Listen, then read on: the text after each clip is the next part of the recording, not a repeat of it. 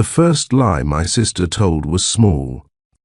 The last one carved my name from destiny and left me to bleed beneath a blood-red moon.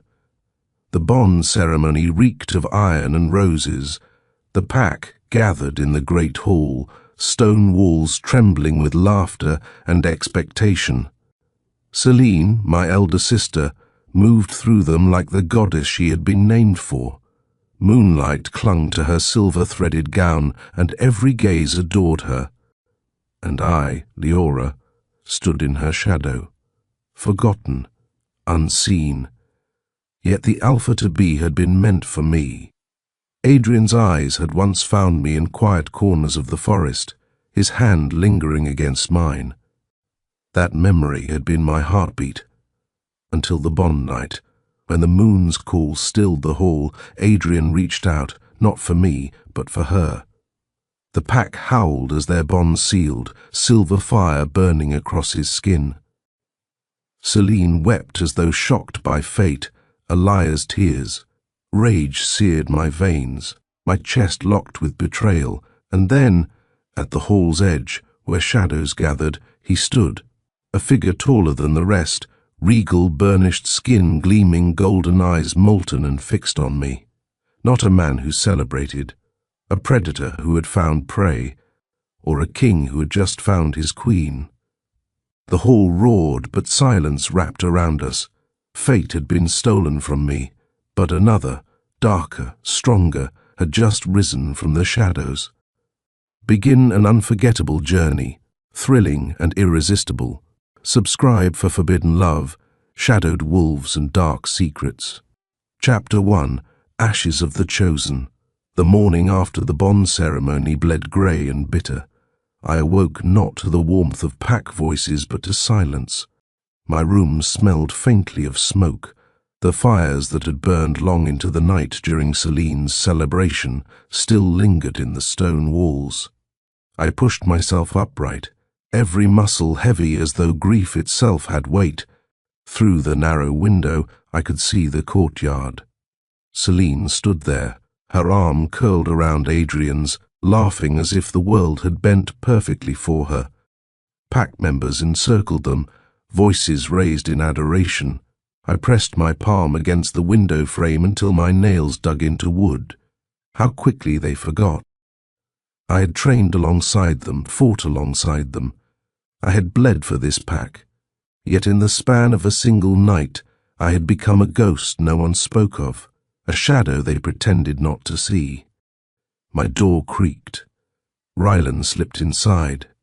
"Leora," he whispered, shutting it behind him.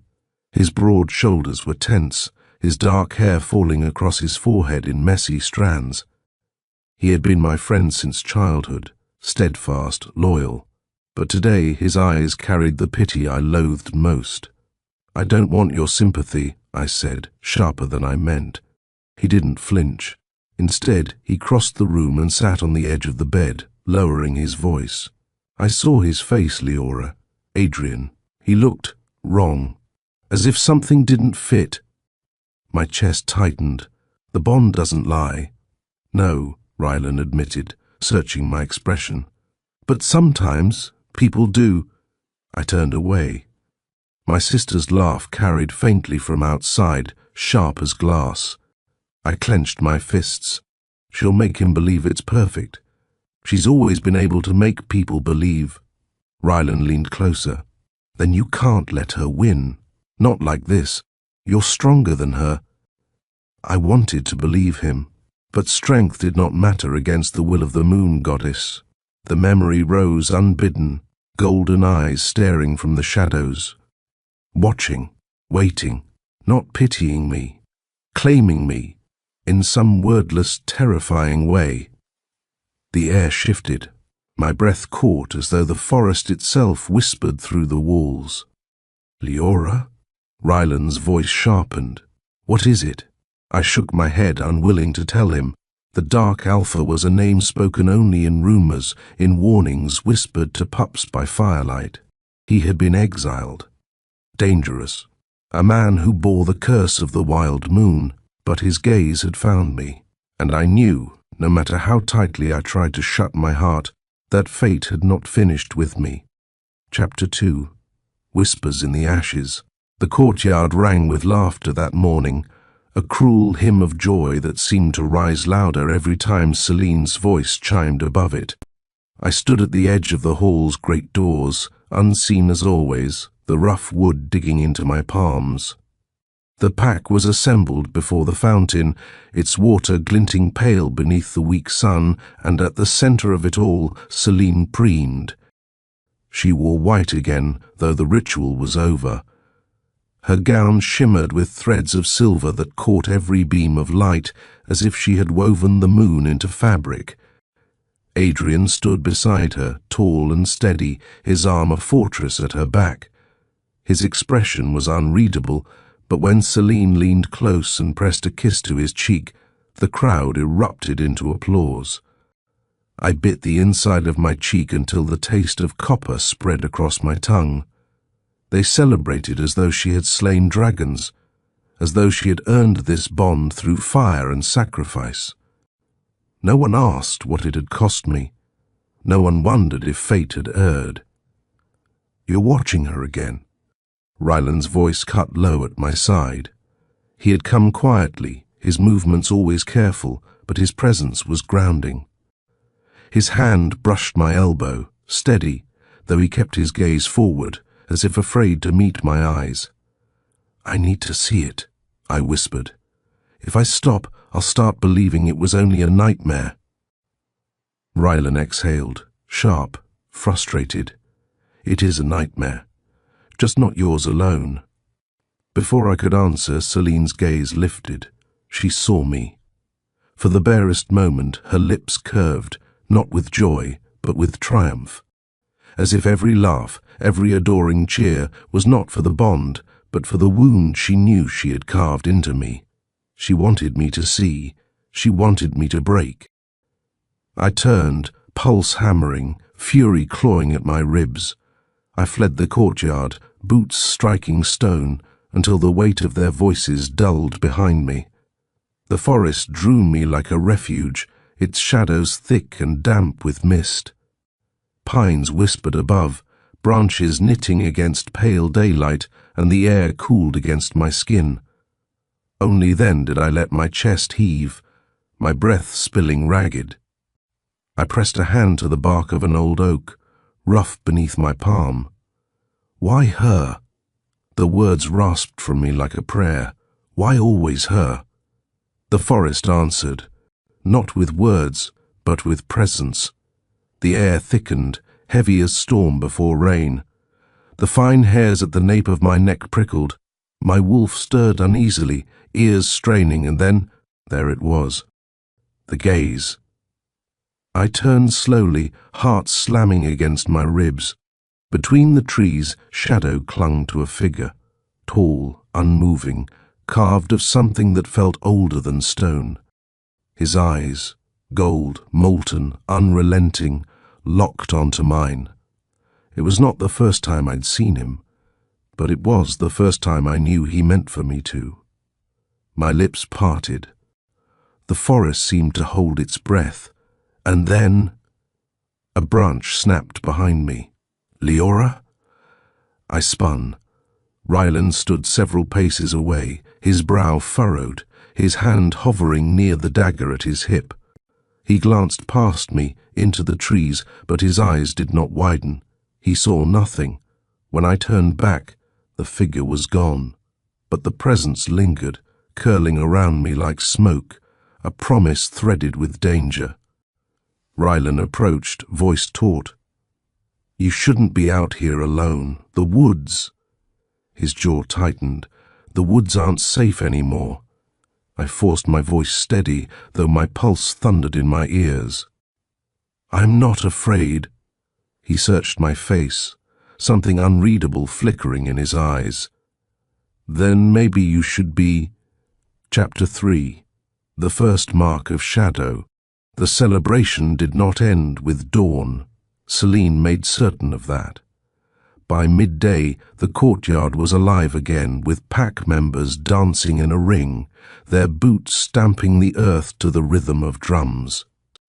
Platters of food circulated, the scent of roasted meat heavy in the air. Children raced between legs, weaving through the chaos as though the world had always been this bright, this sure. I stood at the edge, near the stone well, invisible. That had become my gift, invisibility. Every smile bent toward Celine, who stood at the fountain's lip, her arm looped through Adrian's. His jaw remained tight, but no one seemed to notice. They only saw her glow, the perfect heiress, the chosen mate. "Leora," a voice murmured. I turned. Mara, one of the elders' daughters, slipped closer. Her golden hair was plaited tight against her head, her eyes flicking nervously toward the crowd before landing back on me. We had never been close. She belonged to Celine's circle, the ones who adored her. "What do you want?" My voice came out more brittle than I intended. Mara bit her lip, then whispered, "It should have been you." The words startled me. I stared at her, searching for mockery, but found only fear. She glanced again at Celine, then leaned nearer. "Don't trust her. She wanted this for years. She'll stop at nothing to keep it."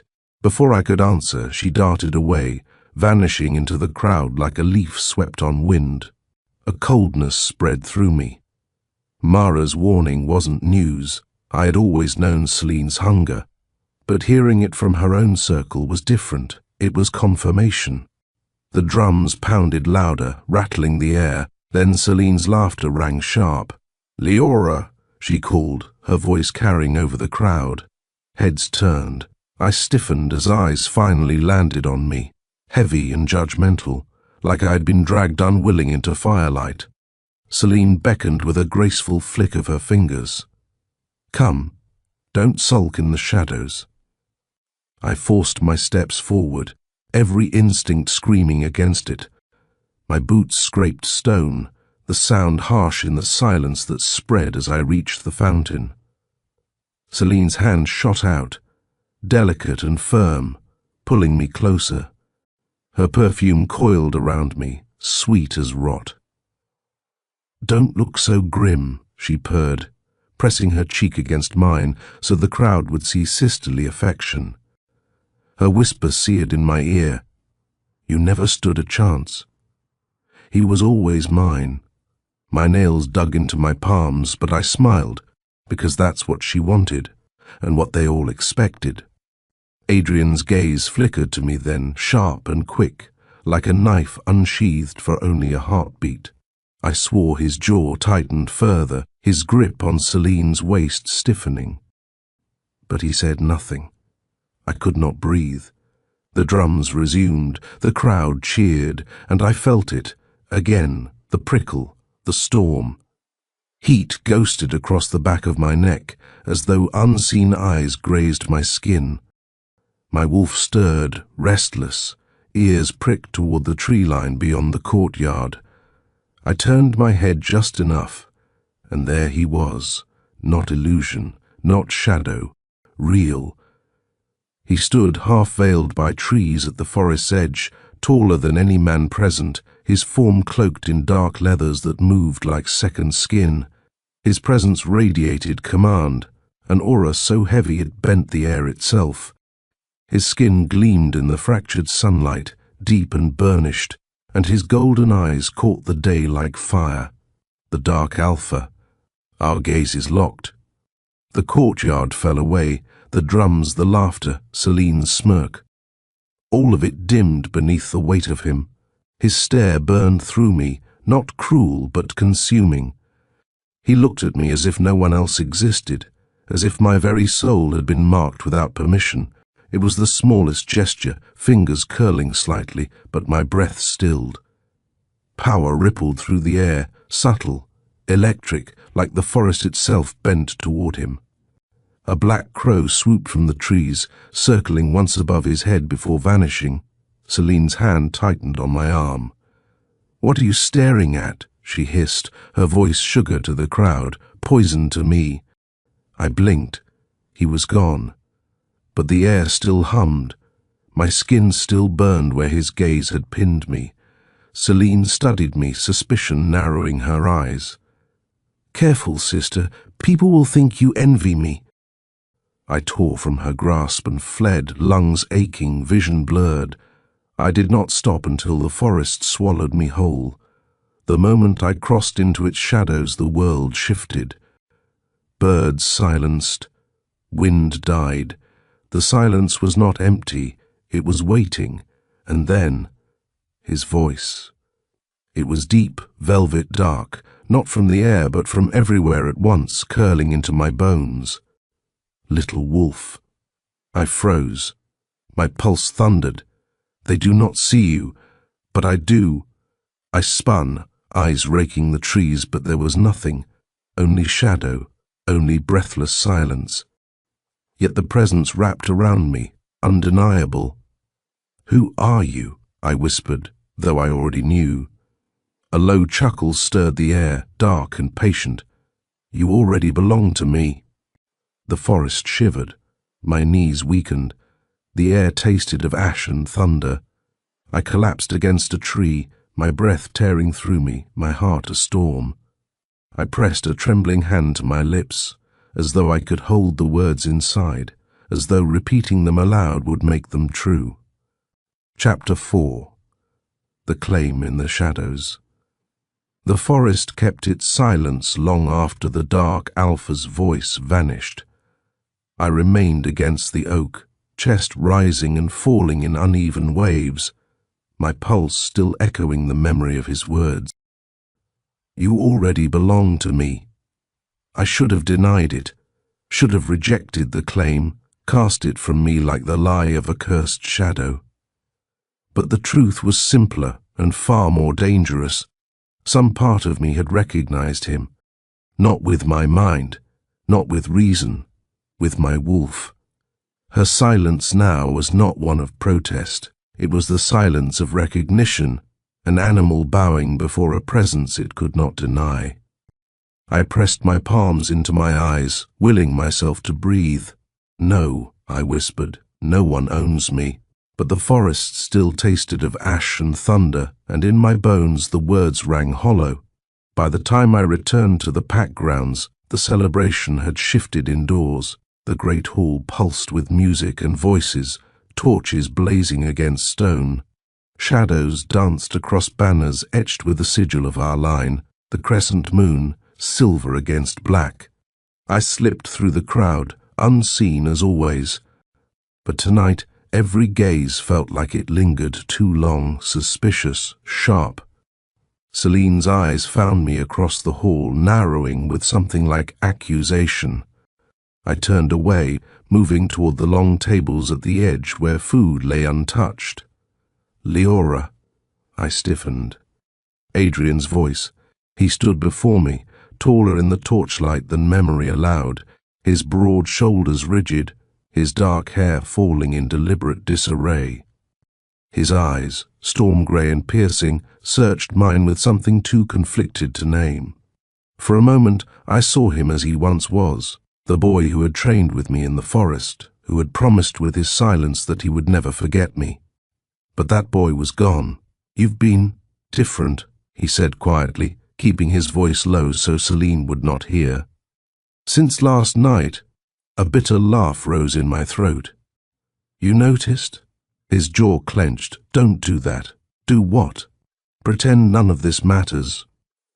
His voice roughened, breaking through his calm facade.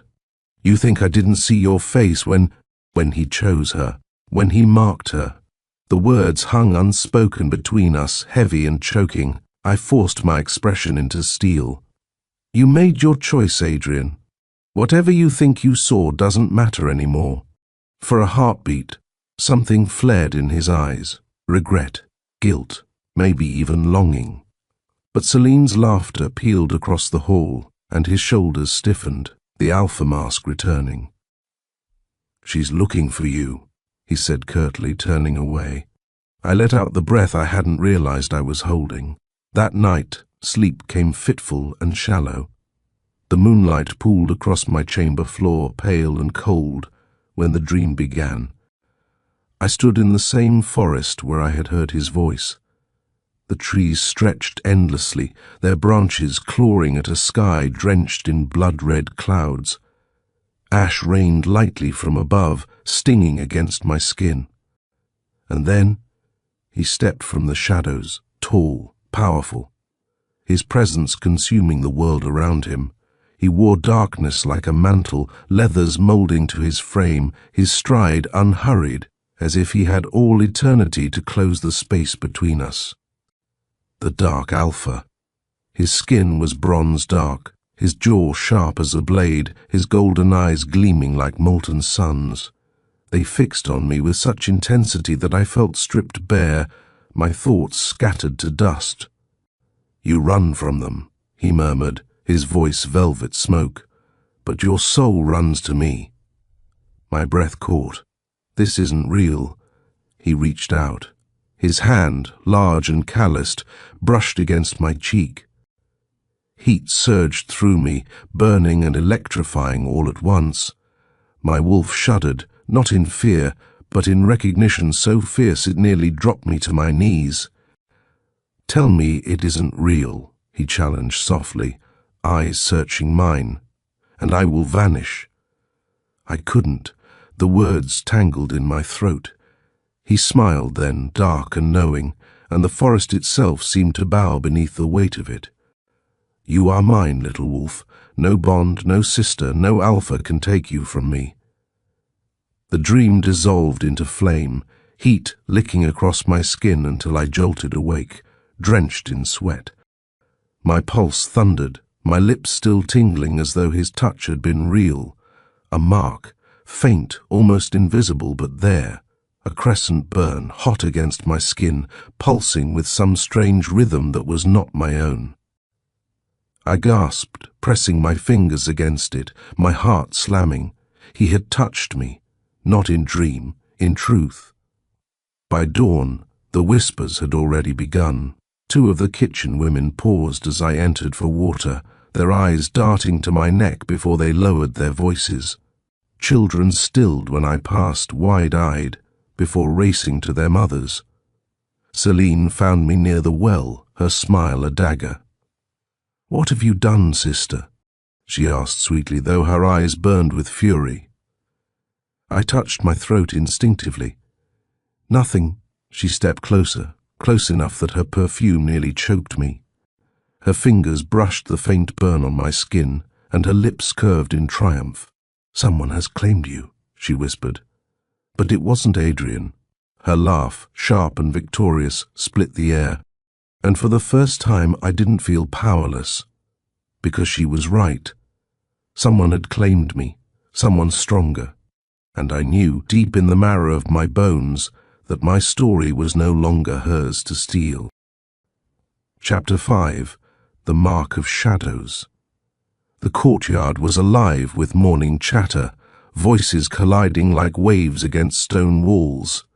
Children darted between the pillars, their laughter shrill until hushed by sharp-tongued mothers. Warriors stood at the edge of the training grounds, their blades catching the weak dawn light. And me, I felt every eye. The mark burned faintly at the base of my throat, hidden by my collar. Yet whispers spread as though they could see straight through fabric and flesh into the truth stamped on my skin. Celine had not confronted me again since dawn, but I could feel her watching. She lingered near the steps of the hall, draped in silk that shimmered like moonlight, Adrian at her side. Her fingers curled possessively around his arm, but her smile never reached her eyes.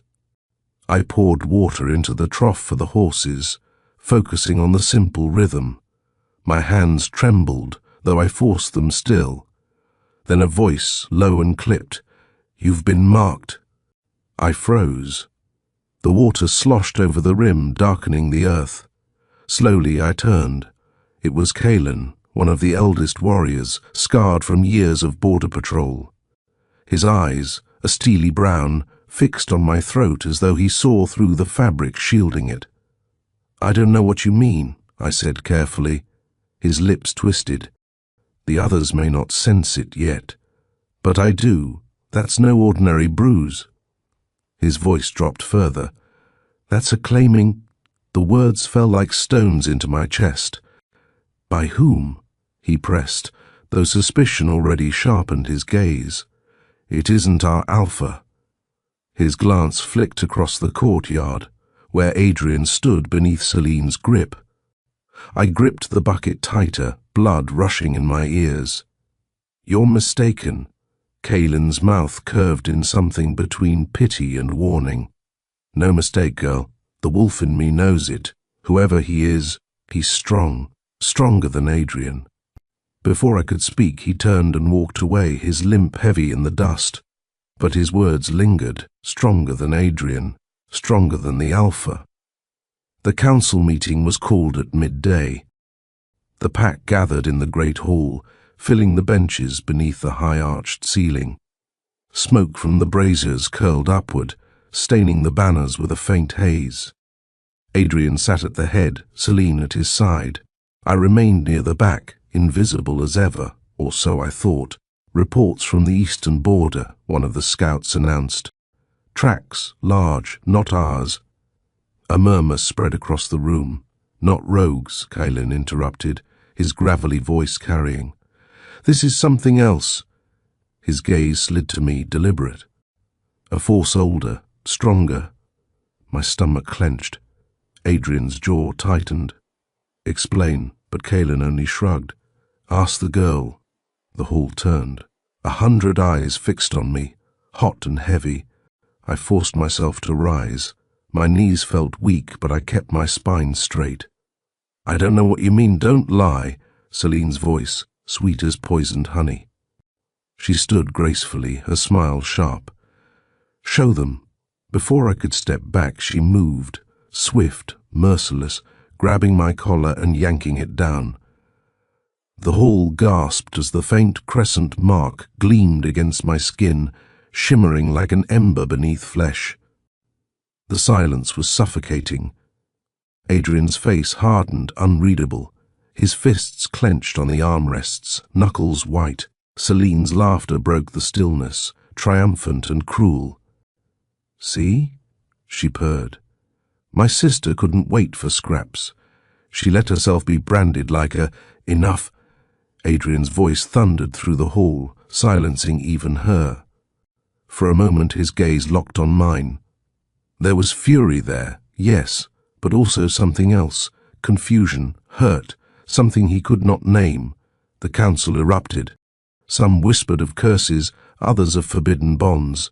Fear laced every voice. I stood frozen, heat crawling up my throat, shame burning hot and sharp. Yet beneath it all, a thread of defiance wove through me. Because the mark was real, and it was power. That night, I fled the hall before the voices could consume me. The forest called me, as it always did. The wind tore at my hair, carrying the scent of smoke and storm. And he was there, not in dream this time, in truth. The dark Alpha stepped from the shadows like he had been waiting for me all along. His presence sucked the air from the clearing, his aura commanding, terrible, magnetic. The silver in his cloak caught the moonlight as he moved closer, golden eyes glowing like suns against the dark. You let them see, he murmured, voice low, dangerous. I didn't. My throat tightened. Celine. His hand lifted, silencing me. His touch hovered just above my cheek, not quite making contact, but enough that my skin burned. They will not take you from me, he said, each word carved in steel. Do you understand? I don't belong to you, I whispered, though my wolf trembled, betraying me. A smile ghosted his lips, sharp and knowing. Then why does your wolf bow every time I speak? My breath caught. My body betrayed me, shivering under his voice. He leaned closer, the heat of him suffocating, the pull of him undeniable. You fight it, he said softly, golden gaze flicking down to my lips. But soon, little wolf, you will beg me not to let you go. Before I could answer, he vanished, dissolving into shadows as though he had never been. I sank to my knees, the mark on my throat burning like fire, my pulse frantic. And though fear should have ruled me, something else had taken root. Not dread, not shame, but hunger. Chapter 6. Whispers of banished blood. The hall smelled of smoke and fear.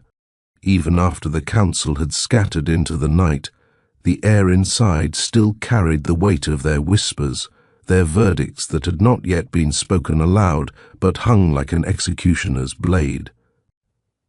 My body ached with the memory of Celine's hand tearing down my collar, the searing heat of every pair of eyes as they drank in the forbidden truth, the mark, glowing faint as an ember, alive under my skin. They wanted answers.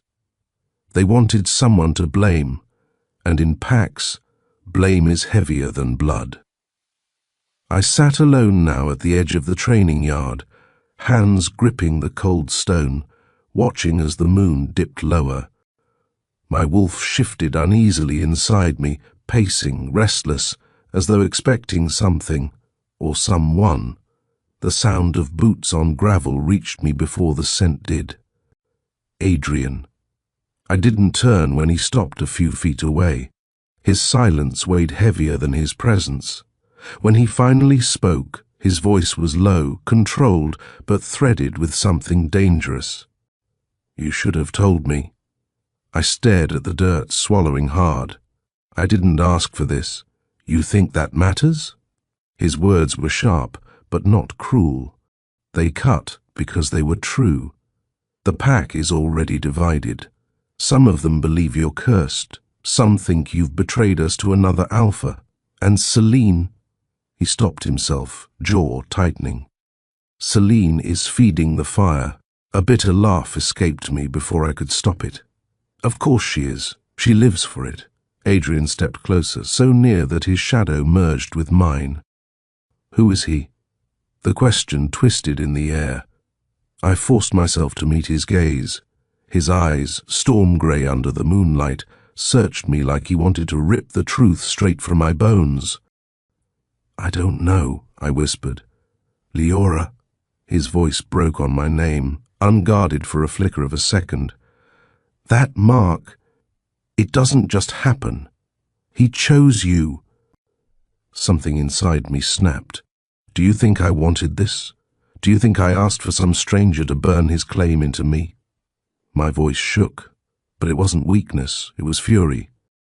"You gave yourself to Celine without hesitation. Did you think I would just stand in the shadows forever?" Silence. His jaw clenched, throat working. For a long moment he said nothing. And then, softer, raw, "You were never in the shadows. Not to me." The words landed like a knife twisted in my chest. Before I could answer, a shout broke across the yard. Kalen limped forward, his face grim, dragging two younger scouts behind him. "Alpha!" Adrian tore his gaze from me, straightening. "What is it?" Kalen shoved the scouts forward. They saw him. My stomach dropped. The younger of the two, barely more than a boy, stammered. Beyond the river, a figure, tall, cloaked, eyes like fire. The elder added, "We followed, but he vanished, like smoke." A murmur spread from the warriors who had gathered near the yard. Fear sharpened the night. Adrian's face darkened, though his voice stayed calm. "Double patrols. No one crosses the border without my command." Kalen's eyes flicked toward me. "And the girl?" The question snapped through the air like a whip. I rose slowly, heat crawling up my throat. "The girl can speak for herself." Kalen's lip curled. "If he's marked you, you're his tether. You'll draw him back. That makes you a threat. Or it makes me the key," I shot back. The silence that followed was jagged, dangerous. Adrian's gaze lingered on me, unreadable. Celine wasn't there, but I could almost hear her laughter already, her poison slipping into every ear. Adrian finally said, "No one touches her." His voice was steel. She stays under my protection until I say otherwise." The crowd shifted, uneasy. Kaelin's frown deepened, but he bowed, lips tight. "As you command, Alpha." But the look he threw me promised this was far from over. That night sleep would not come. I lay awake in my chamber, the walls pressing close, shadows crawling across the ceiling.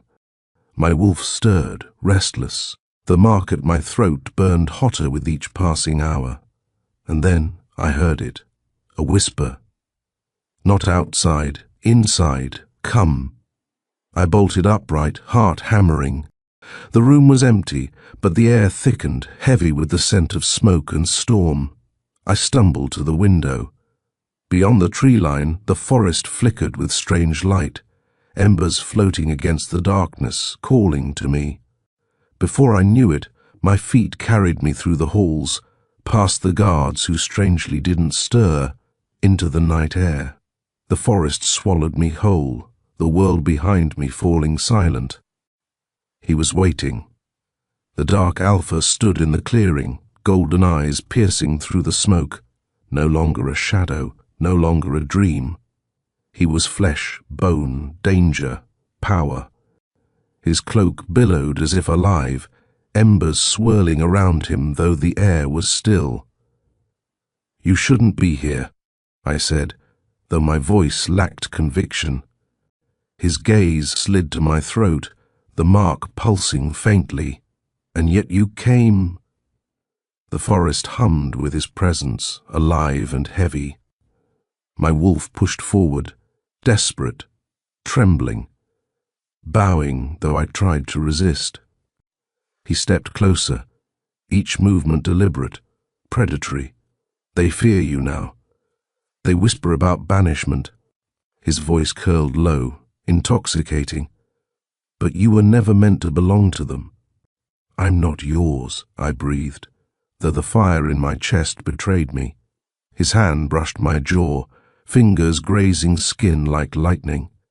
The touch seared and soothed all at once. My pulse throbbed against his palm, betraying every denial. "You are mine," he murmured, "and when the blood moon rises, the whole pack will know it." I should have pulled away. I should have screamed.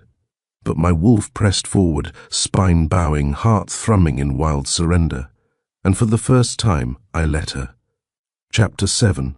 The Schemes of Silver Tongues. The morning broke cold and grey, clouds smothering the sky until even the sun seemed reluctant to rise. The pack's courtyard was hushed, subdued, as though the very earth had overheard the whispers of the night and recoiled from them.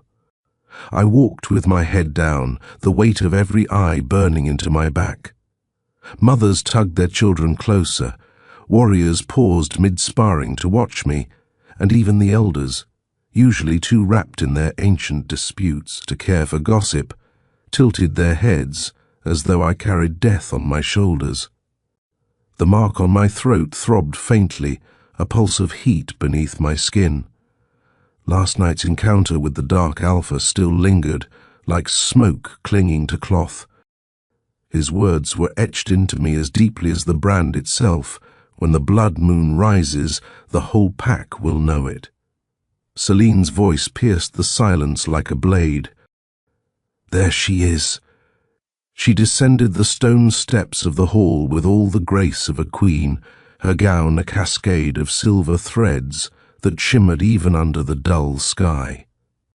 Adrian followed behind her, his expression carved in stone, though the tension in his shoulders betrayed him. Celine stopped before me, her smile razor-sharp. "You should be grateful, sister. Few ever achieve notoriety as quickly as you a single night, and you've become the subject of every whisper." I met her gaze, refusing to bow my head. "Isn't that what you always wanted? To make me the villain so you could play the heroine?" Her eyes narrowed, though her smile never faltered. "Oh no, Leora. I don't need to make you anything. You're doing quite well on your own." The crowd chuckled nervously, hanging on her every poisoned word. Adrian's jaw tightened. Enough. Celine's gaze flicked toward him, softening instantly, as though she hadn't just slit me open with words. I only mean to protect you, my Alpha. If her mark is a bond to another, then it endangers all of us. The murmurs rose again, fear and suspicion mixing like oil and fire. Perhaps, she continued sweetly, banishment is the only safe choice. My wolf snarled inside me, but I held her back, forcing myself to stand tall. My heart pounded, but my voice was steady. Of course you'd say that. You've always been afraid that if anyone saw me clearly, they'd see through you. Gasps rippled through the crowd. Celine's smile faltered, just for a heartbeat, before her mask snapped back into place. Adrian stepped forward then, placing himself between us. His voice carried the weight of command. There will be no banishment. His eyes swept the pack, silencing the whispers. Leora remains under my protection. Celine's hand tightened on his arm. Adrian. I said no. His tone left no room for argument, though his face betrayed the storm brewing beneath.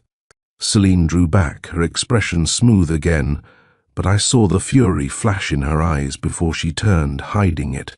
The tension cracked like thunder overhead. I knew then this wasn't finished. Celine would not rest until she had me destroyed. That night I found no peace. The chamber felt suffocating, the walls pressing in, thick with the scent of judgment and betrayal. My wolf stirred restlessly, ears pinned back, as though waiting for a storm. And it came. The air shifted, smoke, fire, the electric taste of power. The dark Alpha appeared in the corner, as if he had always been there, carved from shadow and flame. His golden eyes burned in the dim light, and my wolf dropped low inside me, tail tucked, body trembling in submission. You're letting them tear at you, he said, voice like molten steel. My fists clenched. They're my pack. He tilted his head, a dangerous smile curving his mouth. Are they? Tell me, little wolf, when did they last protect you? The truth stung. I thought of Celine's schemes, the pack's whispers, even Adrian's silence when Celine tried to strip me of my place. His hand brushed my cheek, thumb grazing the edge of my jaw. My breath caught despite myself. I could end this, he murmured. One word, and your sister's silvery tongue would never poison your name again. One command, and your pack would kneel to you. You think I want power? My voice shook with anger, though my body betrayed me, leaning subtly into his touch. I want peace. His smile sharpened. Peace is for the dead. Power is for the living. He leaned closer, his scent filling me, smoke, storm, wildness. My heart hammered, torn between terror and longing. His lips hovered near mine, not quite touching, a breath away. You belong to me, Leora, he whispered. The sooner you accept it, the sooner you'll stop bleeding for those who never deserved you. My wolf howled inside, torn in two. Part of me wanted to shove him away, scream my defiance. Another part, the darker, hungrier part, wanted to surrender, to feel what it would mean to stop fighting him. Before I could answer, a sharp knock shattered the moment. Leora? Adrian's voice. The dark Alpha vanished, dissolving into shadow so fast the air seemed to collapse around me. I stumbled back, breath ragged. The door creaked open, and Adrian stepped in, his eyes narrowing instantly as though he sensed what had just happened. His gaze lingered on my flushed skin, my trembling hands. What happened here? His voice was low, dangerous. I couldn't answer, not without unraveling everything. His eyes softened, just slightly, as though he could see the battle raging inside me. He stepped closer, close enough that his warmth brushed mine. Whatever this is, he said, voice rough, you're not alone in it. Not anymore. And for the first time, his hand reached for mine. not as Alpha, not as duty, but as Adrian. My wolf trembled, caught between two alphas, one who had once been my promised mate, and the other whose darkness burned like fire in my blood. And I knew then, no matter what choice I made, someone would burn. Chapter 8. The Council of Shadows. The pack hall was colder than usual that night. Torches burned low along the carved stone walls, their light wavering like uncertain breath. Above us, the carved ceiling loomed with the faces of ancient alphas, guardians of legacy, watching as though judging whether we were worthy of carrying their blood. I walked into that chamber with my head held high, but every step felt like sinking into a trap. The whispers had grown sharper since Celine's display yesterday. I could hear them slither from the lips of warriors, elders, even the Omegas who usually dared not speak at all. She is marked by another. She carries danger on her skin. She will bring ruin. Adrian strode beside me, his shoulders broad, jaw locked, his presence swallowing the murmurs until silence reclaimed the room. But I knew, even his authority could only dam the flood for so long. At the high table the elders had already gathered, cloaked in wolfskins, their eyes sharp as winter frost. Elder Malric, the eldest among them, leaned heavily on his carved staff, his voice raspy as he spoke. "Alpha Adrian, you summoned this council. Speak." Adrian's gaze swept the room, lingering briefly on me before returning to the elders. "You have all heard the whispers. I will not tolerate divisions in this pack. Leora is under my protection. She will not be cast out. She will not be condemned." Gasps rippled across the chamber, but before relief could stir in me, Celine's silken voice cut through like a dagger. "And yet," she said, rising gracefully from her seat at Adrian's right, "you cannot deny what is plain before us all. She is marked, not by you, not by this pack, but by another alpha, an enemy alpha. Tell me, how can such a bond not endanger us?" The elders murmured their agreement, heads nodding like vultures scenting blood. I felt heat crawl up my throat. I didn't ask for this mark. Celine's lips curled. "And yet you wear it." My wolf bristled inside me, claws scratching at my insides. Fight her, tear her lies apart. But before I could speak, Elder Malric lifted his staff. The hall silenced instantly. "There is but one truth," he rasped. "The blood moon approaches, and with it, the ancient law awakens. The moon will reveal what bonds are true, and what bonds are cursed." A shiver spread through me. I had heard the old tales.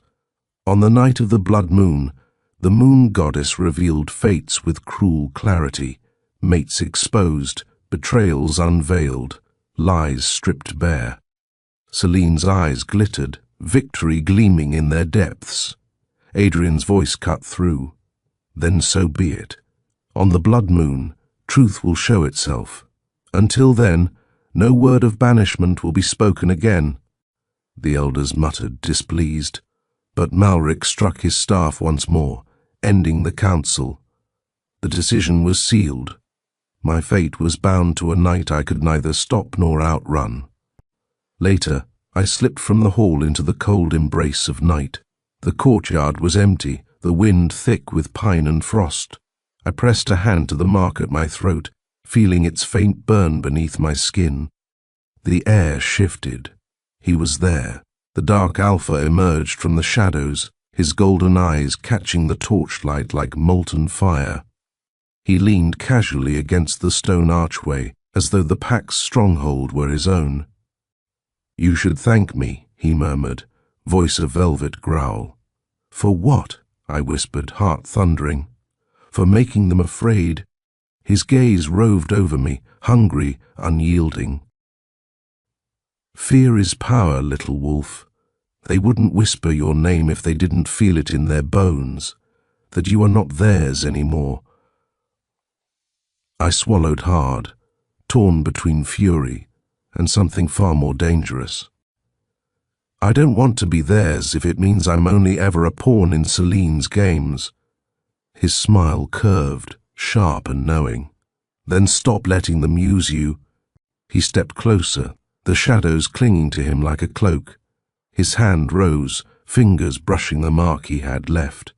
The heat flared, my wolf whimpering low in submission even as my human side trembled in defiance. You feel it, don't you? He whispered. This bond, this pull, no matter how much you deny it, you can't escape it. You are mine. And when the blood moon rises, the goddess herself will declare it. I wanted to shove him away. I wanted to scream at him, to demand he release me. But the words stuck in my throat, tangled with the truth I was too afraid to speak. Instead I whispered, "And if you're wrong?" His eyes burned brighter, a low growl curling from his chest. Then I will tear destiny itself apart until it bends to me. Before I could answer, the courtyard doors swung open. Adrian stood there, fury etched across his face. His voice was a whip. Get away from her. The dark alpha didn't move. He smiled, slow and taunting, his golden gaze flicking between us. Interesting. The alpha who would claim her, and the alpha who already has. Tell me, Leora. His eyes locked on mine, devouring. Which one do you tremble for? And then, like smoke, he vanished. The silence he left behind was heavier than stone. Adrian's breath was ragged, his hands fisted at his sides. His eyes burned with a storm I couldn't decipher. Rage, jealousy, desperation. He stepped toward me, voice low, breaking. Leora, don't let him have you. My heart cracked under the weight of it. Because no matter what I said, no matter which truth I chose, someone's world would break apart. Chapter 9. Whispers Before the Moon. The night after the council was heavy, restless. No one in the pack seemed to sleep. Doors creaked open at odd hours. Footsteps shuffled along corridors, and even the wolves pacing the borders growled at shadows that weren't there.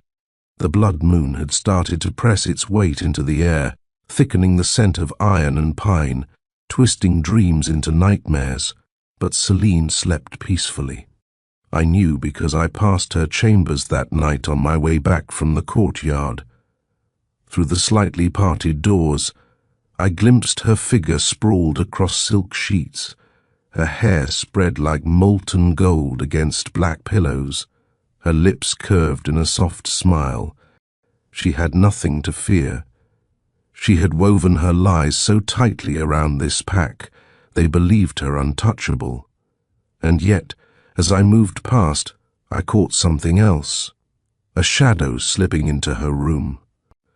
I froze, pressing myself against the stone wall. The figure was tall, cloaked, his staff tapping softly as he entered. Elder Malric. My blood chilled. Celine rose lazily from the bed as if she had been waiting. She draped a robe over her shoulders and poured wine into 2 silver goblets. I thought you'd come sooner, she said softly, her voice like velvet smoke. Malric closed the door behind him, leaning heavily on his staff. His face was carved from years of bitterness, but his eyes gleamed with something younger, ambition. The pack grows uneasy, he rasped. Adrian has made it clear he will protect her. That girl, his lips curled. But we both know she is dangerous. Celine handed him a goblet, smiling like a queen granting favor. Dangerous? No. Weak. But dangerous things are often born from weakness. That is why we must crush her before the blood moon reveals more than it should. I pressed closer to the wall, straining to hear every word. She bears the mark of another alpha, Malric said. The council will not forgive it. And yet Adrian shields her, Celine replied, her voice dripping with contempt. He would burn the whole pack down before letting her fall. That is why we must make the goddess herself condemn her. Malric sipped the wine, his gnarled fingers tightening around the cup. The goddess reveals truth, not lies. Celine leaned in, her lips near his ear. Truth is only what people believe. If we prepare the ritual, if we ensure the right offerings, the moon will show what we command it to. She will be exposed as cursed. Adrian will be forced to choose the pack over her, and when he does, her smile sharpened, he will finally be mine. Malric's silence stretched long. Then he nodded slowly. I will call upon the seer. She owes me her life. She will bend the visions to serve us. They clinked goblets, sealing the conspiracy. I slipped away into the shadows before they could sense me, my hands trembling, my wolf howling inside. I found Adrian in the war chamber, standing over a table covered in maps and patrol reports. The firelight caught the scars along his arms, his muscles tense as he braced himself on the wood. You shouldn't be awake, he said without looking up. I couldn't sleep, I whispered, stepping closer. For a long time he didn't speak. Then he finally lifted his gaze, his storm-grey eyes locking onto mine. They weren't the eyes of the Alpha then. They were the eyes of a man worn thin by choices no one should have to make. I saw him, he said. His jaw tightened. In the courtyard, touching you. Heat rushed to my cheeks. It wasn't... He marked you, Adrian cut in, his voice breaking. He shoved the maps aside, the papers scattering like startled birds. And no matter how much I tell myself I can fight it, I feel it every time I look at you. Every time you breathe. The bond is there, and it's killing me. My throat tightened. Adrian, his hands gripped the table until his knuckles whitened. I should let you go. I should push you from this pack, let him take you, so at least I won't risk losing everything to the darkness in his shadow. But I can't. I can't let you go. I stepped closer, the air between us charged, brittle. Then don't. His eyes searched mine, raw and unguarded for the first time. The Alpha's walls cracked, and I saw the man underneath, lonely, loyal to a fault, terrified of failing everyone he loved. The silence stretched, heavy with all the words we hadn't spoken.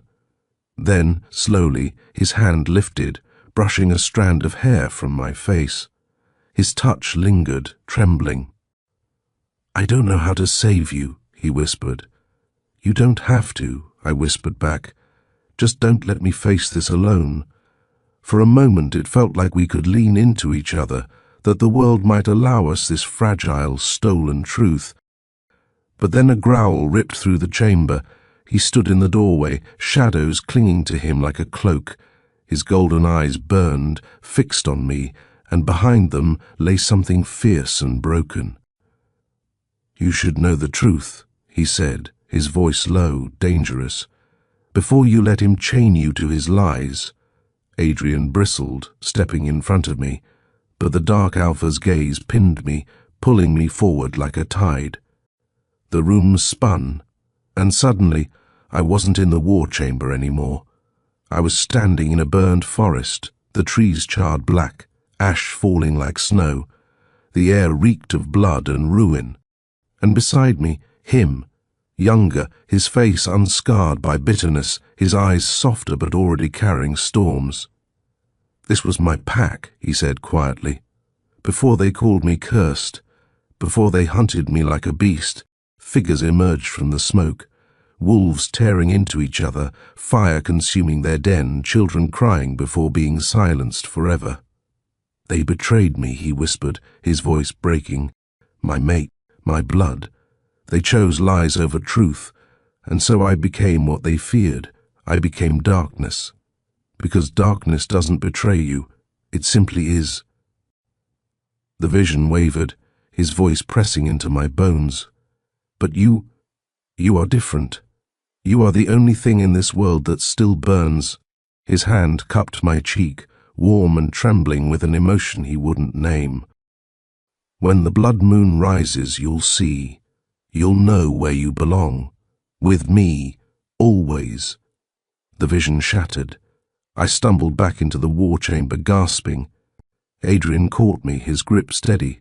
The dark alpha was gone, but his words lingered, carved into me like a scar. Chapter 10.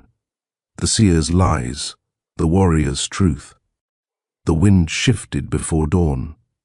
It wasn't just air moving through the pines, it was something heavier, charged, as if the forest itself bent beneath an invisible weight. Wolves on patrol stilled, ears pricking. Birds went silent. Even the flames in the torches along the courtyard sputtered lower, bowing to the presence that moved closer. The seer had arrived. I stood beside Adrian at the gates, the early morning mist curling around us.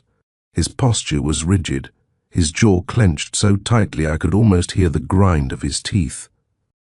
Celine stood to his other side, a vision in emerald silk, feigning serenity, but her eyes glittered with restless triumph. She had orchestrated this moment. The carriage that rolled into the courtyard was unlike anything I'd seen. Its wood was painted black and carved with symbols older than the pack, its wheels creaking under weight that seemed too heavy for wood and metal alone. Two pale, massive wolves pulled it, their eyes clouded, unseeing, and from within emerged the seer. She was smaller than I expected, bent with age, her skin the color of paper stretched too thin over bone. But her presence filled the space, spilling into the courtyard like smoke. A necklace of wolf teeth clattered softly against her chest as she leaned on her staff, its head crowned with a shard of obsidian that pulsed faintly, like a beating heart. Every wolf in the courtyard bowed their head, even Adrian, but not me. Her gaze snapped toward me instantly, white, blind eyes, and yet they saw me. No, more than that. They pierced into me, through me, leaving me cold. "The cursed one," she croaked, her voice a rasp that sent shivers through the air. "The girl marked by shadows." A murmur rippled through the pack. Celine smiled faintly, her hand brushing Adrian's arm in a show of comfort that was anything but innocent. "She has come at the goddess's will," Celine said sweetly. "To reveal the truth, to keep us all safe." I felt Adrian stiffen beside me, torn. His loyalty to tradition demanded he heed the seer, but his loyalty to me, whatever it was becoming, made his silence heavy, dangerous. The seer shuffled forward until she stood inches from me. Her breath smelled of ash and roots. She raised a trembling hand, the tips of her fingers stopping just short of my cheek. "You carry two bonds," she whispered. "The one you were denied, and the one that will consume you." My chest tightened. She tilted her head, her sightless eyes unblinking. "One will save your soul, the other will break the world." And then she laughed, a shrill, cracked sound that sent wolves flinching back. That night, Adrian summoned me to his chambers. His face was pale, his eyes storm-dark. He paced before the fire like a man standing on a cliff, watching the sea rise. "You shouldn't listen to her," I said quietly.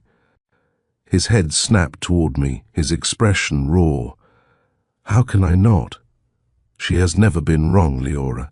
Every prophecy she's spoken has come to pass. Because people shape themselves around her words," I shot back. "They make them true because they fear her too much to resist." Adrian's fists clenched. "And if she's right, if you are cursed," the words struck deeper than I expected. My voice faltered. "Do you believe that?" His silence was a blade, and into that silence stepped Celine. She entered without knocking, her gown flowing like liquid moonlight, her hair crowned with a silver circlet. She looked between us, her smile delicate and devastating. "I heard voices," she said softly, though her eyes gleamed. I worry for you, Adrian. You bear so much, and some burdens cannot be carried without breaking." Adrian looked away, ashamed of something I couldn't name. Celine stepped closer to him, her fingers brushing his arm as if she had every right to touch what was mine. "Let me help," she murmured. "The goddess has always favored me. I can guide you through this storm, but only if you let go of what holds you back." Her gaze flicked to me, sharp as a dagger. I stood frozen, rage burning under my skin.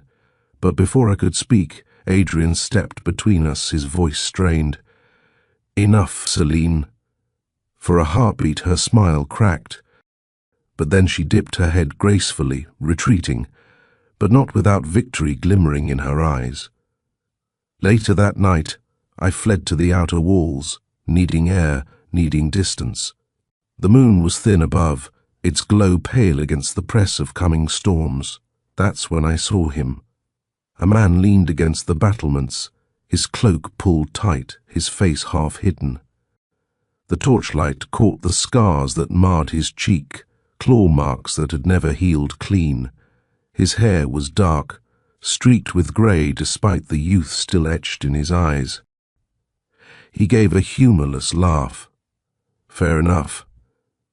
He stepped closer, and I saw the mark on his neck, faded but unmistakable, a bond mark, and not just any bond mark, the same golden hue that haunted my dreams. "You knew him," I whispered. The warrior's jaw tightened. I fought beside him, before they called him the Dark Alpha. Before betrayal burned his pack to ash, my heart pounded. "Tell me."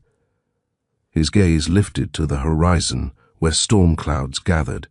He wasn't always darkness. He was a leader, fierce and loyal. But loyalty breeds betrayal when envy festers.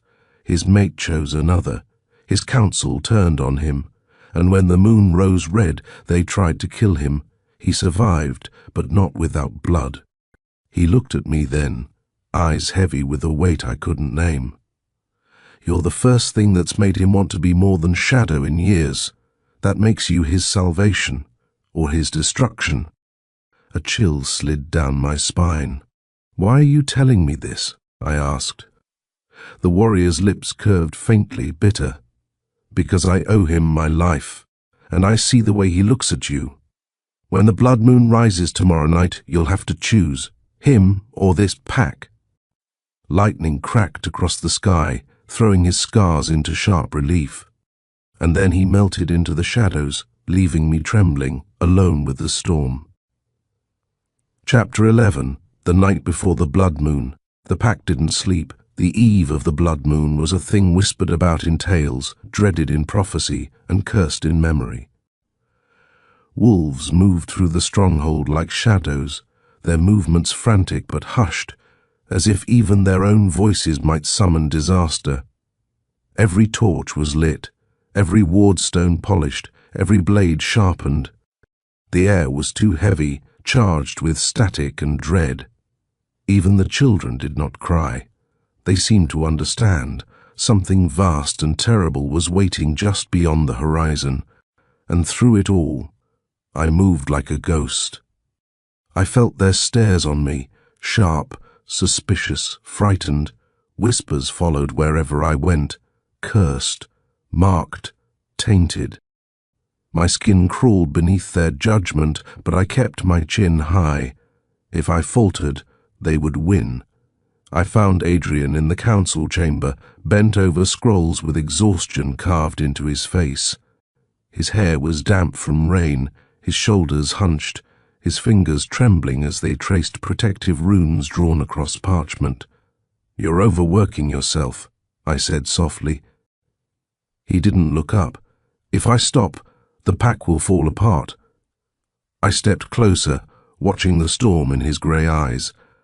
"The pack will fall apart if you stop trusting yourself." His head snapped up, raw emotion flashing across his face. "Do you think I don't hear it, Leora? Every whisper, every look, they're waiting for me to condemn you. And the worst part?" His voice cracked. A part of me wonders if they're right.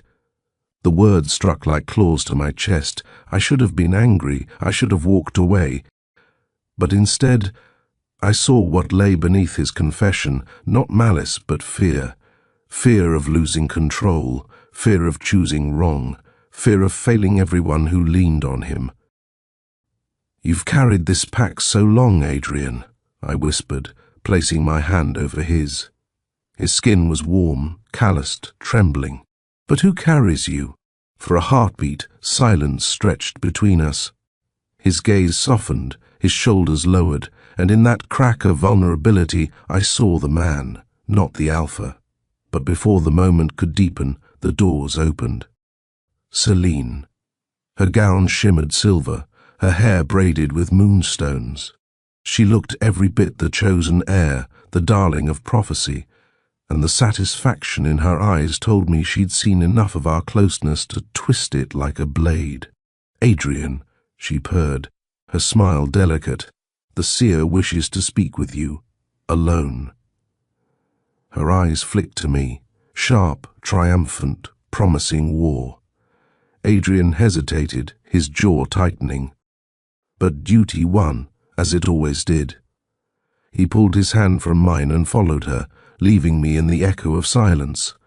Later, when the moon had climbed higher, I crept to the seer's chambers. The air inside was thick with incense, the smoke curling in patterns that seemed to twist into shapes of wolves, fangs, blood. The old woman sat cross-legged on the floor, her white eyes rolled back as her lips whispered to shadows. "You should not be here," she rasped without turning her head. My pulse quickened.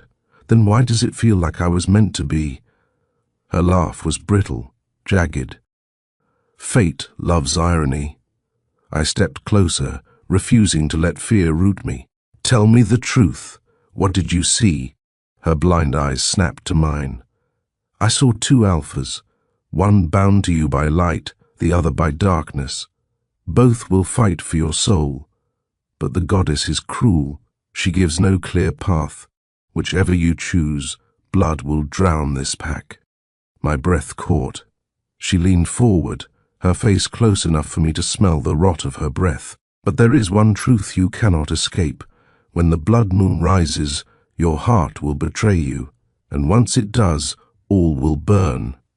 Her laughter followed me as I fled, echoing like a curse. "You look pale," he said. "What did she tell you?" I swallowed. "That no matter what I choose, destruction follows." He gave a grim smile. "Prophecies are cages. They bend because we let them, but the dark alpha, he doesn't believe in cages." My chest tightened. "Tell me who he really is." The warrior's gaze turned inward, haunted.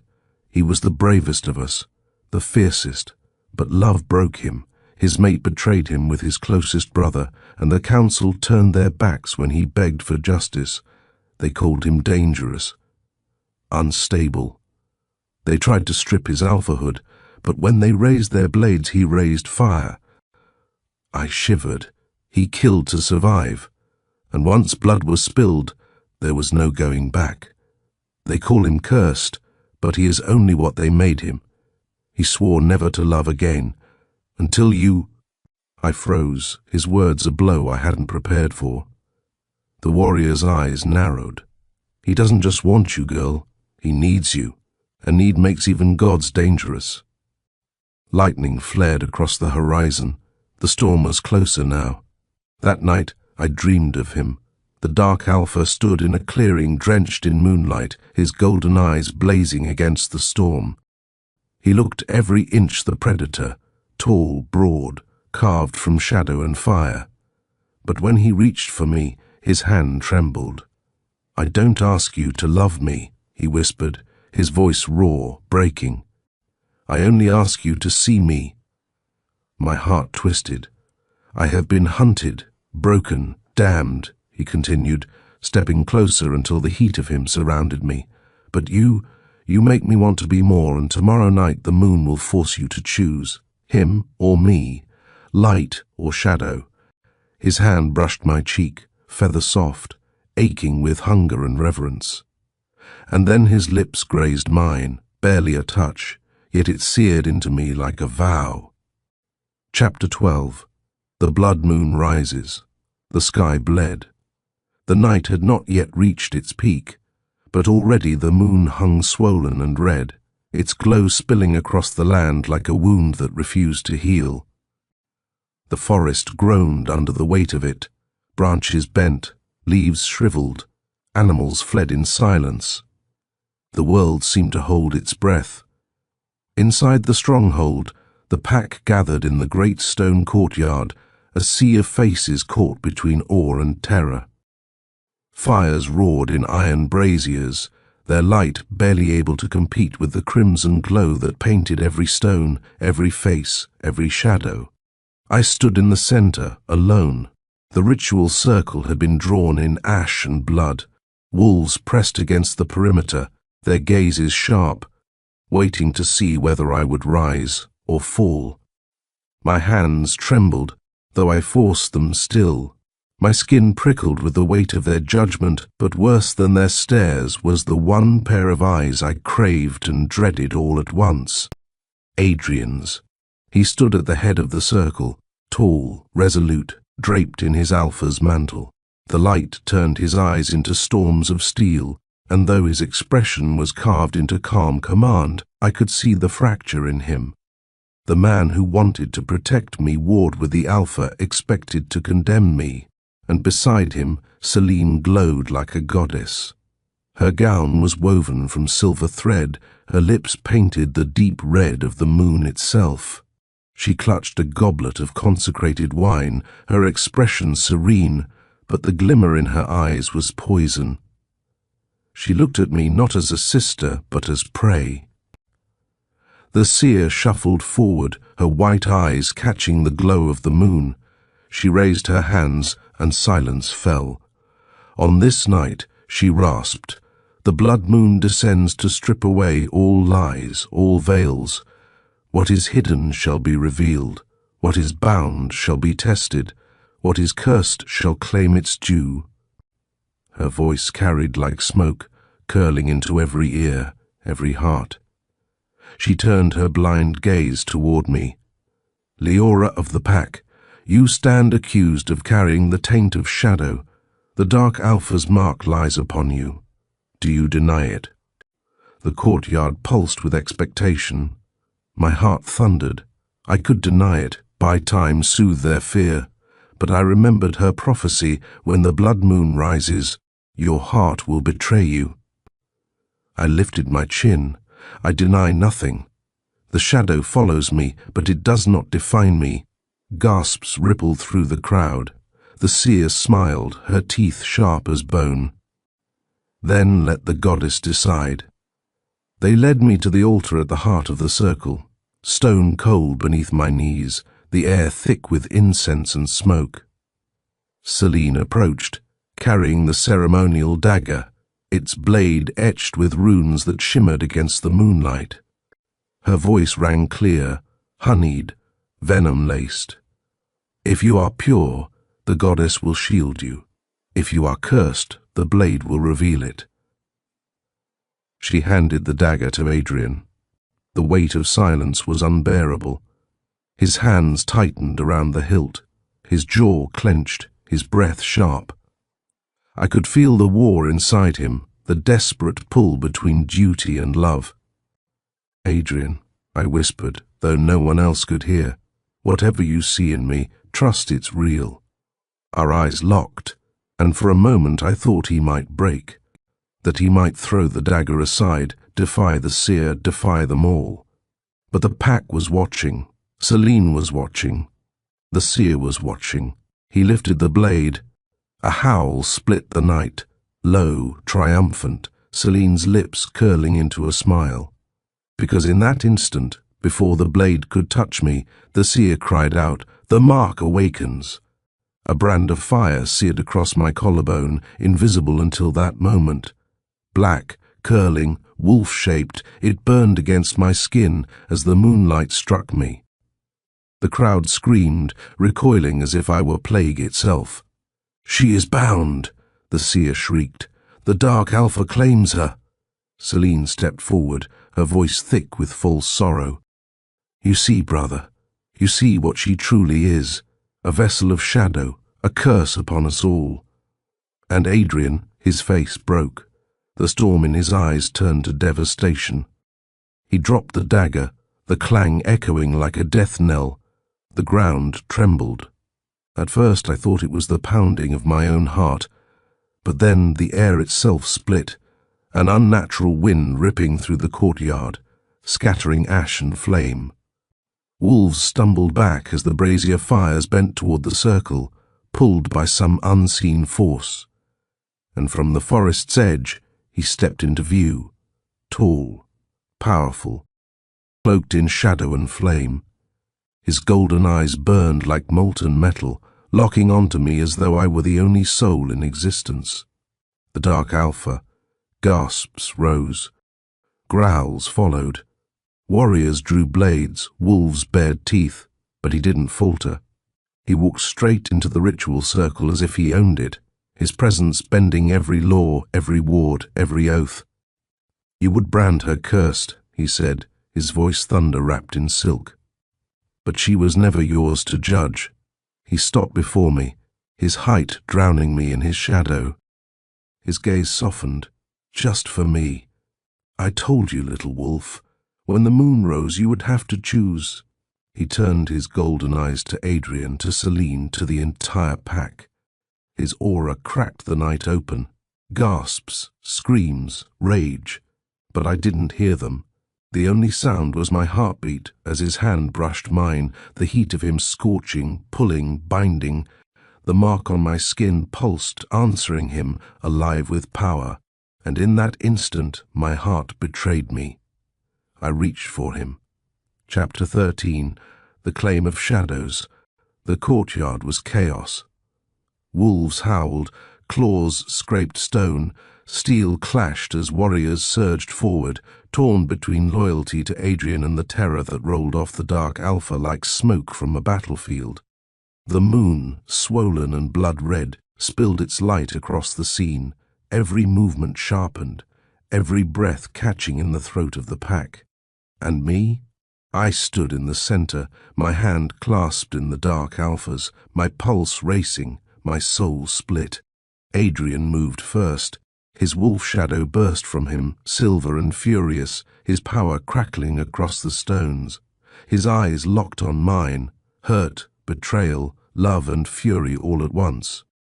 "You dare," he growled, stepping forward, voice shaking the ground. "You dare touch her in my pack, on my land?" The dark alpha tilted his head, golden eyes burning. His voice was soft but unrelenting. "Your land? She was never yours. The blood moon speaks, and it speaks my claim." Their auras collided, invisible but palpable, pressing against every lung, choking the air. Wolves in the crowd fell to their knees, unable to withstand the weight of it. Celine's laughter cut through the tension like a poisoned blade. She stood behind Adrian, lips curved, eyes gleaming with triumph. "Do you see now? She was always meant to betray you, brother, always meant to fall to him. You chose the wrong sister." Her words sliced me deeper than any dagger, but before I could answer, Adrian's voice thundered again. "Leora, tell me this isn't your choice. Tell me you're not giving yourself to him." The world fell silent. My throat burned. The mark on my collarbone seared with heat every time the dark alpha's thumb brushed my skin, and yet Adrian's gaze, raw, broken, pulled at something deeper. I thought of every night Adrian had been my shield, my anchor, of the girl I'd been before Celine's lies stole everything from me, of what home had once meant. But then I thought of fire and shadow, of how the dark alpha's presence ignited me, made me more than the weak, forgotten sister. With him, I wasn't invisible. I wasn't broken. I was dangerous. My lips parted. But before I could speak, Celine struck. With a motion as swift as lightning, she seized the ceremonial dagger Adrian had dropped. Its runes glowed crimson in the moonlight as she lunged, not for me, but for him, the Dark Alpha. "No!" I screamed, my body moving before thought. Her blade caught his side, shallow but enough to pierce skin. Shadows writhed where blood should have fallen. He staggered back, golden eyes blazing. The courtyard erupted into madness. Adrian roared, his wolf half-forming, silver fur and fangs tearing through the night as he launched himself at the Dark Alpha. The clash was primal. Silver against shadow, storm against fire. Every blow shook the stones beneath us. Sparks burst as claws met claws, as power slammed into power. Wolves fled the circle, unable to endure the raw force unleashed. Celine darted between the chaos, shrieking for Adrian to end him, her voice weaving poison into the night. And me, I stood frozen, torn in two. Every strike Adrian landed felt like it landed on my heart. Every time the Dark Alpha's golden eyes found mine, I felt myself burning alive. Then came the moment. Adrian had him on his knees, his silver aura pressing, the dagger clutched in his hand. One strike, and it would be over. One strike, and the Dark Alpha's claim on me would be severed forever. "Choose, Leora," Adrian shouted, his voice breaking. "Choose your pack, choose me, or lose everything." The Dark Alpha, blood and shadow dripping from his wound, lifted his head. His golden eyes burned, not with demand, but with something that undid me completely. "Little wolf, choose yourself, the rest will follow." My breath shattered, the world tilted, and in that instant I knew. I ran, not away but forward, into the circle, into the storm of their fight. My hand seized Adrian's wrist just as he drove the dagger downward. The blade stopped an inch from the Dark Alpha's throat. Adrian's eyes widened, devastated. His lips formed my name like a prayer and a curse all at once. And I spoke the words that sealed my fate. I choose him. The silence that followed was unbearable. Adrian's body trembled beneath my touch, his silver aura flickering like a dying flame. His face broke, pain, rage, love and loss collapsing into one expression that would haunt me forever. The dagger slipped from his hand. He staggered back as though I had gutted him instead. Celine's scream tore the night apart. The Dark Alpha rose, his hand gripping mine. His aura surged, shadows spilling outward, swallowing the circle, the pack, the night itself. His mark burned bright against my skin, binding us. The blood moon blazed overhead, sealing the bond in crimson fire. Gasps, sobs, curses erupted around us. Adrian fell to his knees, his wolf howling in agony. Celine's fury turned to desperation as she lunged again, but the Dark Alpha's shadows caught her mid-air, slamming her into the stone. His voice thundered through the courtyard. "She is mine. The goddess herself has decreed it. Any who defy this bond defy the moon." No one moved, no one breathed.